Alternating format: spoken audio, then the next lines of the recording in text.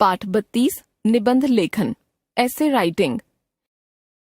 CBSE के पाठ्यक्रम के आधार पर निबंध का आलेख तैयार करते समय निम्नलिखित बिंदुओं को ध्यान में रखा जाना आवश्यक है।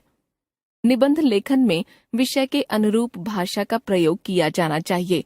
विचारों में क्रमबद्धता होनी चाहिए तथा विषय के सभी पहलुओं पर चर्चा की जानी चाहिए। निबंध लिखते समय शब्द सीमा का ध्यान रखना भी आवश्यक है। निबंध शब्द नि, उपसर्ग तथा बंध शब्द के योग से बना है, जिसका अर्थ होता है अच्छी तरह से बंधा हुआ या सुगठित। वस्तुतः निबंध गद्य साहित्य की वह विधा है जिसमें निबंध लेखक किसी विषय के बारे में अपने विचारों को सुगठित रूप में व्यक्त करता है।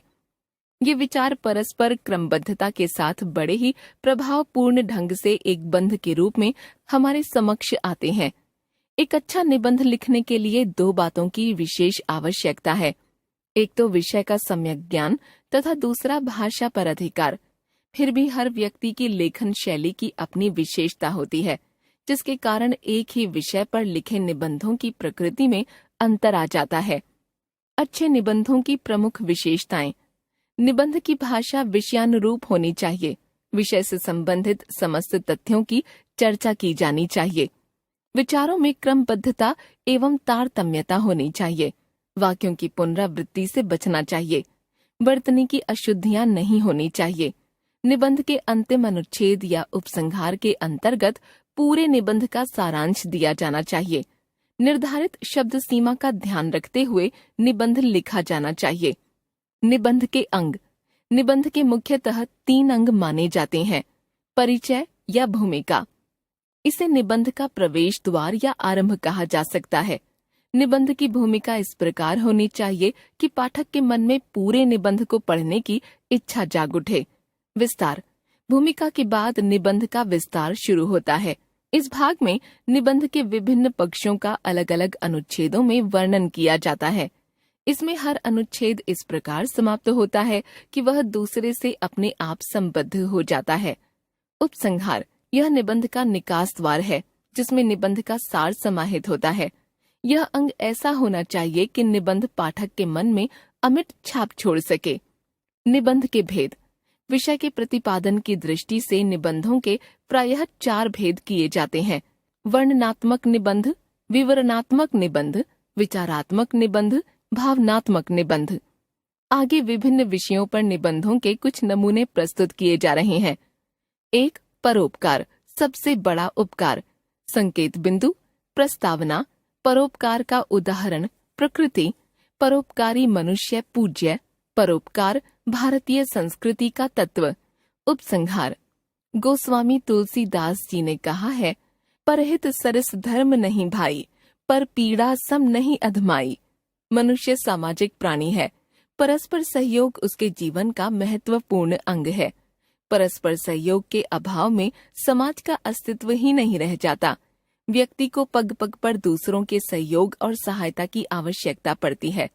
व्यास जी ने 18 पुराणों की रचना की थी, परंतु उन सब का सार उन्होंने केवल 2 शब्दों में कह दिया था कि परहित करना ही पुण्य है और दूसरों को कष्ट देना ही पाप है।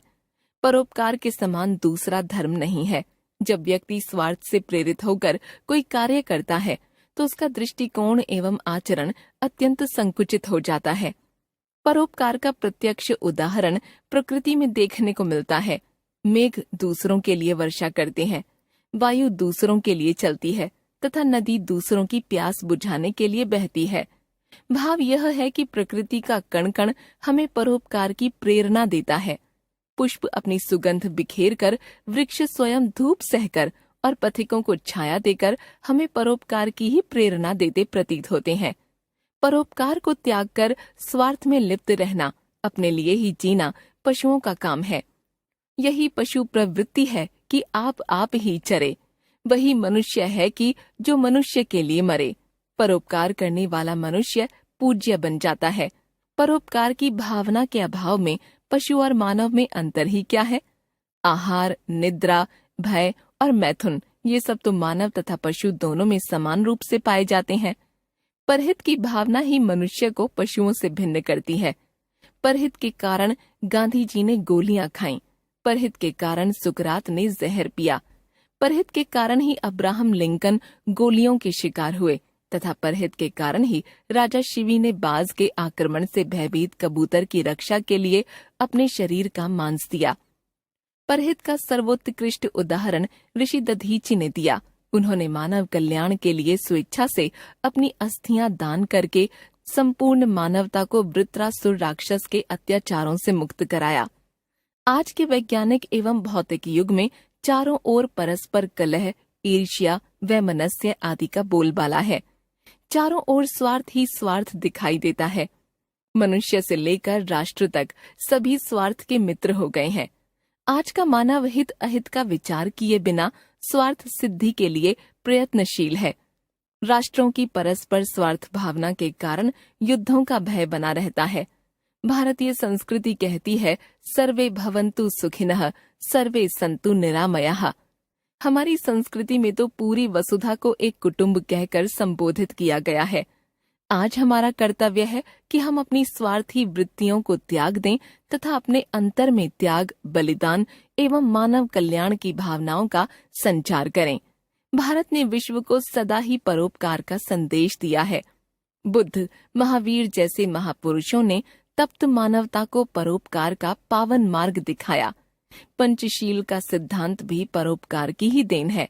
जब तक जन जन, राष्ट्र राष्ट्र मानव कल्याण के मार्ग की ओर प्रशस्त नहीं होगा, तब तक न तो मानव सुखी हो सकता है और न ही विश्व में शांति संभव है। मिलता जुलता निबंध वही मनुष्य है कि जो मनुष्य के लिए 2. सत्संगति की महत्ता।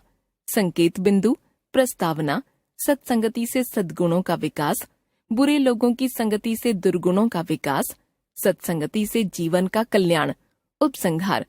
सत्संगति शब्द की रचना सत तथा संगति शब्दों के योग से हुई है। सत का अर्थ है श्रेष्ठ, अच्छी, सत्य आदि, अर्थात वह संगति जो सत है, श्रेष्ठ है, उत्तम है और सच्ची भी है। सत्संगति की यही मांग होती है कि लोग सच्चे और अच्छे लोगों के साथ उठे बैठें, क्योंकि संगति या साथ का असर मनुष्य के जीवन पर अवश्य पड़ता है। अच्छे व्यक्ति के साथ रहने से सद्गुणों का विकास होता है और दुष्ट लोगों की संगति से दुर्गुणों का विकास होता है। कवि रहीम ने भी कहा है, कदली सीप भुजंग मुख, स्वाति एक गुण तीन, जैसी संगति बैठिए तै सोई फल दीन। अर्थात स्वाति या स्वाति नक्षत्र में होने वाली वर्षा की बूंद तो एक ही होती है, किंतु अलग अलग वस्तुओं की संगति में जब वह बूंद जाती है तो अलग अलग परिणाम प्राप्त होते हैं। इसी को कवि ने कहा है, स्वाति एक गुण तीन। स्वाति की बूंद के 3 अलग अलग गुण उसकी अलग अलग संगति के परिणाम हैं। कदली अर्थात केले की संगति में वह कपूर बनती है।